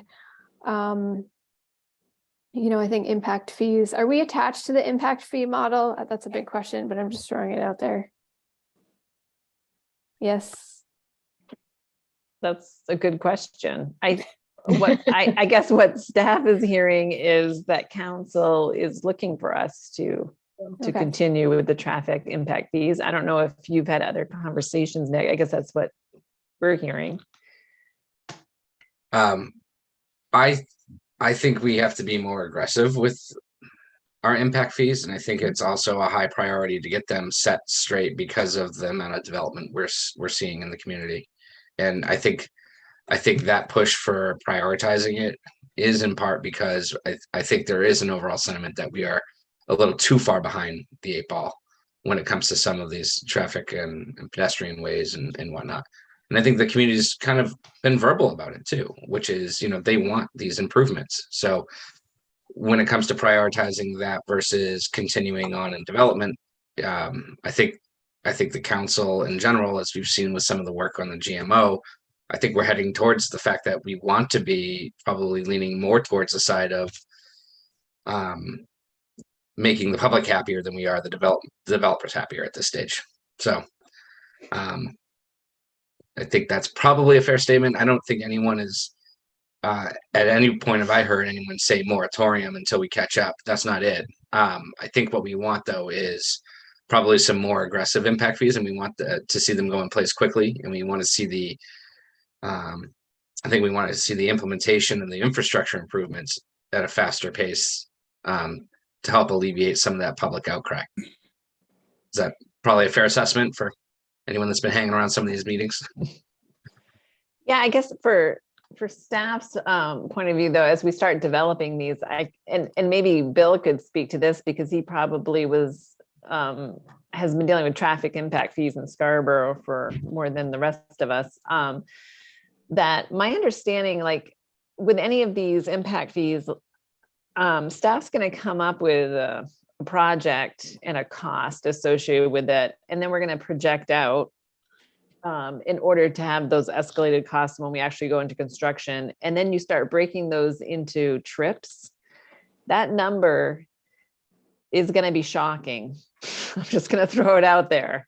And I think my understanding is in the past when that happened, like when you look at Oak Hill or even with Dunstan as an example, Dunstan Corner, we actually did it ahead. That was one of those examples of we bonded that project. It went out and it was a project with DOT.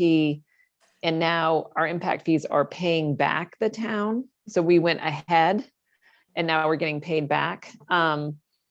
And so my understanding was when you actually looked at that project and the cost and you broke it out by trips, it was a showstopper to say the least. And that had to we had to back into a number that's comfortable for everybody. So I just need to prepare everybody that it really depends on how long do you want to be collecting these before you can do a project. And I think that's the problem is we were also at the time probably wanting to be more development friendly. So we kind of backed off and backed down. So I just need to make sure everybody understands that it might be a little sticker shock when we come back with, here's the 2023 number, and we should be projecting out. So when we actually construct it at whatever year that is, it's going to be some big numbers for development to try to swallow, I guess.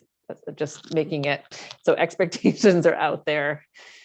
I think that's a good point too, Angela. Like part of the problem that I understood with our current impact fee structure and rates is that they were based on information that and pricing that was so long ago that had we not had a Downs or someone of that magnitude come to the table, it would be very difficult for the town to implement and fund the necessary transportation improvements that we have been collecting this money, but just you're not collecting enough money over time in order to ever actually build it out. So yeah, I know I'm always surprised when I see the totals come in for like what people have to pay for current impact fee. And you're saying that you should be looking at sticker shock on that. So, yeah, that's a good point. Maybe some education along with that and baked into that task 1 there somewhere.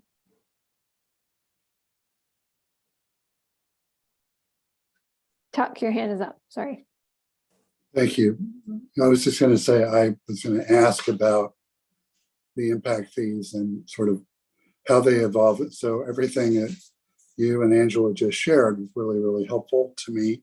And I've been very quiet tonight, but I've been paying attention. And I do think some sharing perspective about the Dunstan location and that experience. And because I was questioning, how are they reviewed? How are they proposed? How are they considered in relation to developments? And, I'm sure the planning board and town council, are very cognizant of all this, but I think there are probably other people in the community that don't really understand how this works.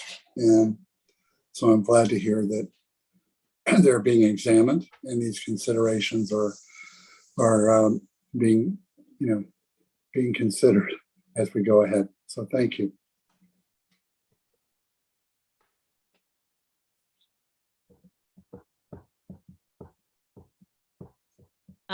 Looking at the time, Jen, I don't know if you want me to quickly go through some updates or if you Yes, want to I wrap think- up this conversation. I think we're good here unless anyone has anything else. I think we've had some good input. Thank you all for your thoughts, and Bill for your time and joining us. Thank you for having me.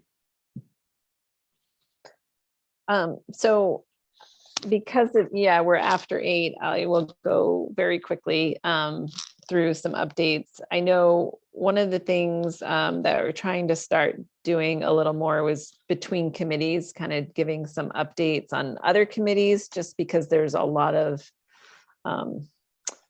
parallel or interconnect between what others are doing that it'd be helpful to kind of just put a light on, so that it might trigger something in some collaboration efforts and things like that between committees. So I just started putting some things on. I'm going to start though with our Scarborough projects. Some of our CIPs that were funded in past fiscal years, which Highland Ave, the multi-use path, we are looking at BNL. Bill's team we're looking at putting that out on the street to get bids in April. So that's exciting. So we're looking at this construction season, as well as the North Scarborough intersection. That's a good example of, we've been collecting money for quite some time, and we're about to spend $1.2 million out in North Scarborough based on those trips that are heading through there. So I think that's gonna see a big difference out there, and we're hoping to put that out to bid in the next month, so that it will be on the street. That's another opportunity, as Jen said, that we're collaborating with some of the Downs work. There's part of their TMP is some work out there, so they're actually going to be like a bid alternate, so they're piggybacking onto our project, which I think will stretch things further and actually will help, coordinate, maybe a little less painful when it comes to construction. I know, I definitely, hear it on Gorham Road. It's hard. Construction season in Maine is such a limited time, and when you have an important corridor, it's difficult, and I totally get that. So hoping everyone has some patience with that. And then I did want to touch on for planning board a few, and when I say planning board, I'm looking at offsite and how it relates to transportation. That some of the committee members, obviously we have, Roger had to jump off, but Jen is aware of being a planning board member, but Starbucks is actually going in the parking lot at Martin's, and part of their traffic movement permit with DOT is actually requiring, I think you're going to see quite a change on Spring Street. Right now, there is I guess I would consider a 4-way intersection. It's the Martin's driveway, the Walmart driveway, and Spring Street is actually a high crash location. and DOT is requiring them to make that a 4-way stop intersection. And it was quite a conversation trying to get to that, just because looking at the crash specifics and what's happening there, it's looking, and we actually went through in conversations with the safety office at DOT, trying to figure out this out. And this came from Augusta to, this is what they want to try. I think it's going to be something we're going to be looking at closely and watching to see how people interact with that, right? It's going to be a change. So it'll be important to kind of keep our eye on. They're also doing a couple of other improvement. They're improving the signal. They're putting the adaptive traffic signal at the intersection of Scarborough Gallery, or Gallery Boulevard, I should say, and adding some sidewalks on Spring Street. So that's part of their TMP. AR Building is a apartment complex that is on the corner of Muzzy and Gorham Road, the forested area kind of across from the Eight Corners Market. They, as part of their offsite, will be adding a 4th leg to the intersection where Spring Street hits Gorham Road, and that will be their entrance. So that'll end up being another 4-way there. In addition, they're adding sidewalks along both their frontage on Gorham and Muzzy Road, and then adding pedestrian improvements, including traffic signal for pedestrians to cross Muzzy Road, Gorham Road, and then get all the way down to a crossing at to get to Spring Street. So I think that's good. I think that'll leave us a gap for sidewalk, which will be important probably for us for identifying those kind of crucial gaps to get like these residential to commercial, I guess, sites like we're seeing in a few places. It'll be good to identify those. And then the last thing I wanted to mention for planning board is the 2023 Downs offsite plans that's required as part of their TMP have gone out to bid. They're about to get started on those projects as soon as really they can get out there once the snow subsides a little bit. But you'll see the Oak Hill traffic islands going in. That's all 4 legs of the Oak Hill intersection. That is something that DOT has been pushing strongly for. The safety concerns at Oak Hill and the crashes that are happening are really unprecedented from around the state, and that we just haven't been able to tackle that locally. And so DOT has kind of taken that out of our hands and has required it of the Downs to rectify. So that will mean some interruptions at Oak Hill because they will be constructing in the middle of that intersection. So that might be a little tricky and impactful. I think we're trying to manage when they can be out there and how that sequencing happens, which, as you can imagine, is pretty complicated. So stay tuned. Who's the contractor for that, Angel? Last I had heard, they're trying to negotiate a little bit on the traffic control is the biggest piece. And so they're going back and forth between 2. They have the luxury as a private, right, to actually negotiate pricing. We just, we just go out, that's what we get. There's no negotiating the government level. So I think it'll be obviously a large contractor that's used to working in the middle of a major corridor like that. So getting on to the other committees, Conservation Commission is looking at a couple of things that are they're going to be proposing through our office and through actually Autumn's probably in the planning budget is a vulnerability assessment and open space plan. And so I guess I wanted to kind of put a pin in that because I have on the next agenda really is to kind of walk through how it might relate to the Transportation Committee. I'd like to walk through our CIPs with this group and get some feedback. And I think it might be helpful for these other committees, they're doing the same thing, to maybe have some cross connection with support on different things and see how it actually impacts or could be useful to have the support of the transportation committee. And so vice versa, wanted to put in front of you kind of what the town is going to be presenting to council for CIPs. And then the sustainability committee is working on a sustainable Scarborough Day, which is scheduled for October 1st. So they'll have a planning committee that they're looking at a pretty big event. And so stay tuned. There's a lot in the works with that, and how that might relate to this committee is it actually aligns with the National Drive Electric Week. So they will be they're looking at doing electric vehicle driving courses to allow people to try out and test electric vehicles, and then have some education around that. So I just wanted to point those out to you.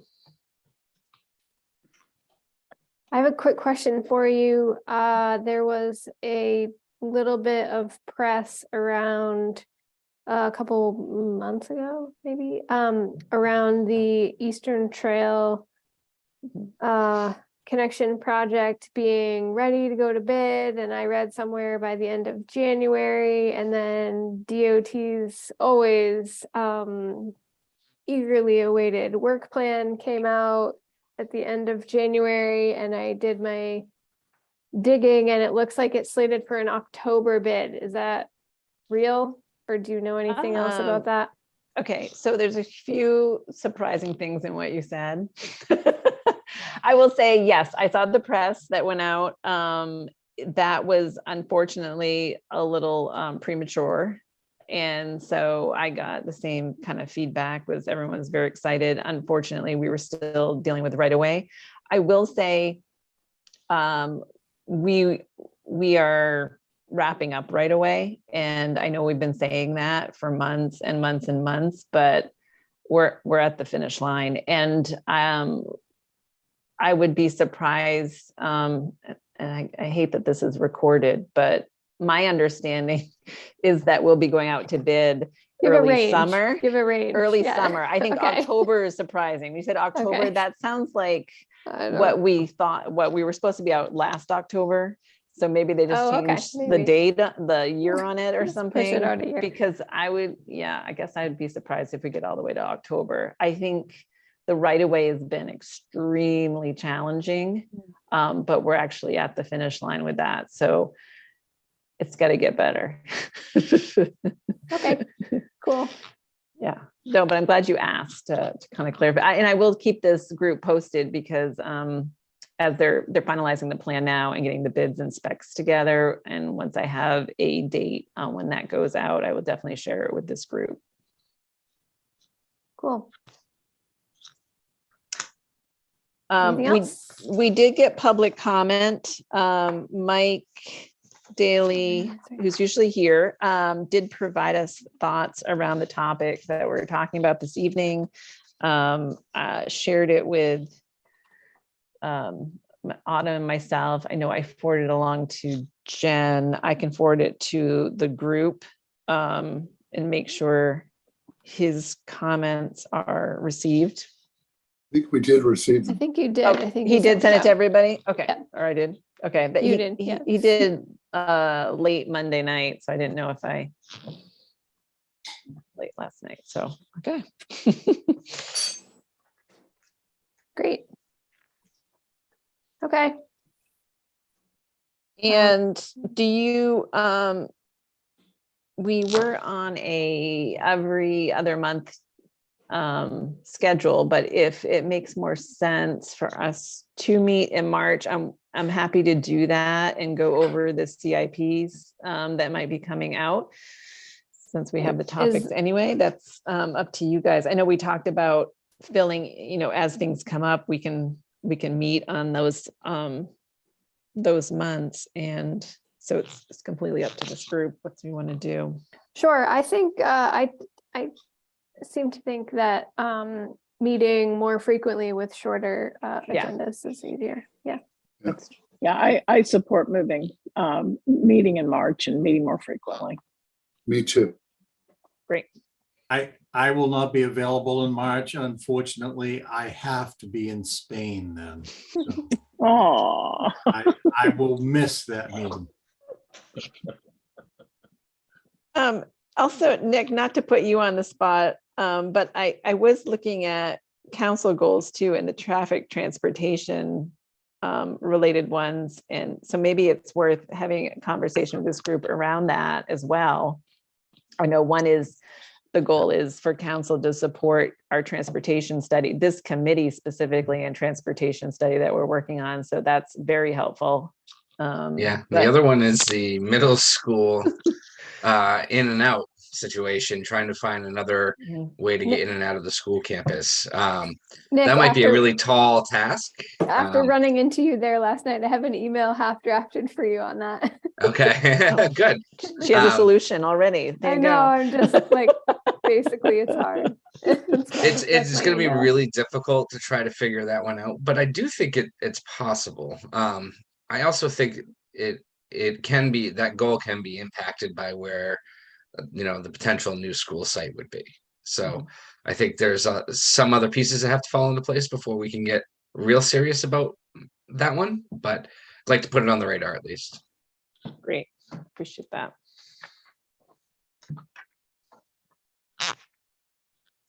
Okay. Okay. Thanks, everybody.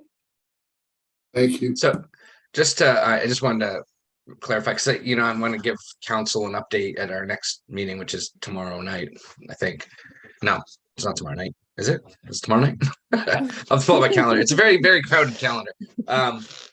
Anyways, but I'd like to give them an update. And I mean, what do you see as the goal for the next meeting? Are we looking at, are we going to have kind of a draft of what Payne Road impact fees might look like, or where do you see this going? I guess would be my question. I think for the next meeting, we just talked about going over the next round of CIP projects that Angela's team is looking at. And that was my big takeaway for the March meeting. Right. And so, and then as terms of the traffic impact fee, I think there's a lot of work that needs to happen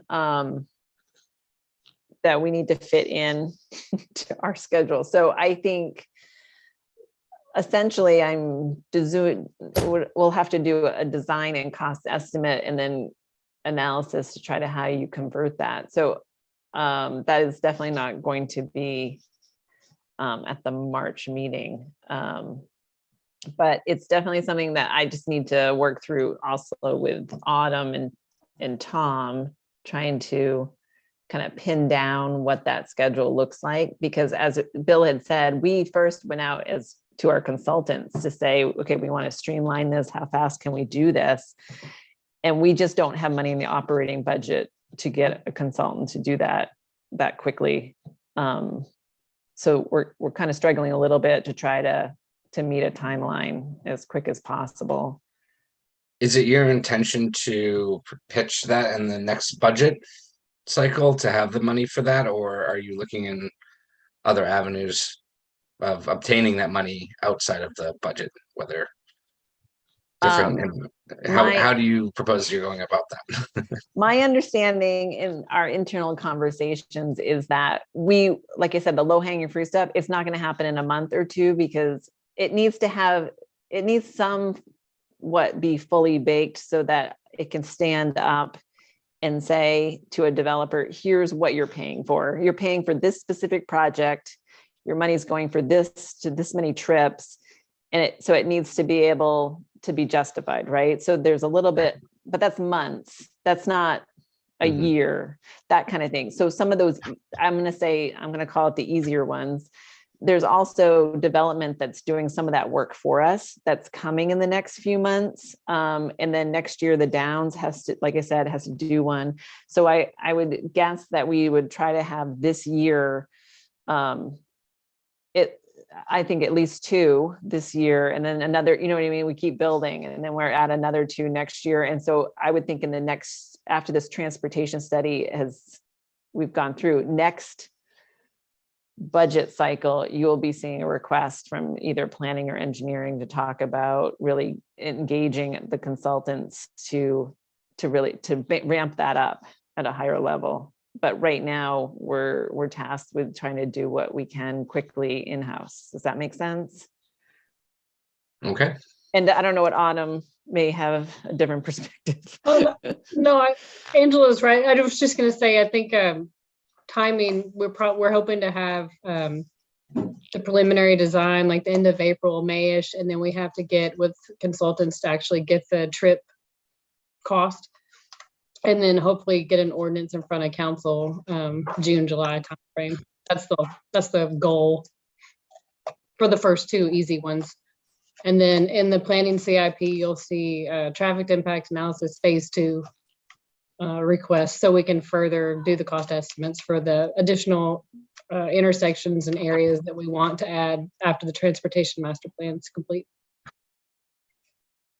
Thank you.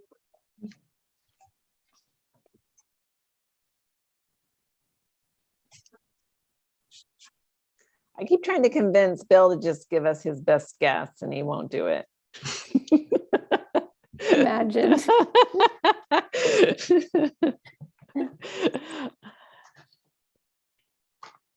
Be a little scared to do that. Yeah, right. That's why I'm like, it's not something I'm just gonna pull out on the back of a napkin, though. You gotta base it on facts. Yeah.